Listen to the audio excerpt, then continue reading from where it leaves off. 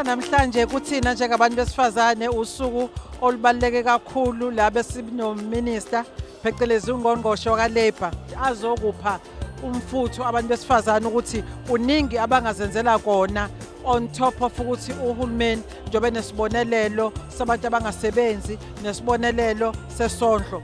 So kunenhlelo ke ezikhona ezinhle kakhulu ezisithande kakhulu ngoba even o small business nabo bazohlomula kulolu hlelo lokuqeqeshwa baphinde futhi basizwe ngokwezimali ngokufanelekile. Lokhu bekubanikeza amathuba ukuthi banga-empowerisheka kanjani ngokomnotho walelizwe nanokuthi banga-participate kanjani nanokuthi amathuba kuphi nanokuthi funding banga-accessa kanjani. That's why besino-SEFA today ukuze bakwazi ukuthi uma kuza entweni yokufunda ama-programs angafundwa kanjani.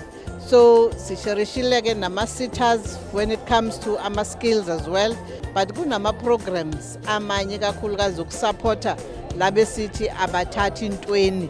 So izinto zonke lezi ezisibhekayo ukuthi ke iziphi indlela esingancedisa ngazo. Njengoba sihlele emawadini abantu bekhona bengasebenzi, siyacela ukuthi kungagcini ngokuthi nikhulume la uma nisibizile.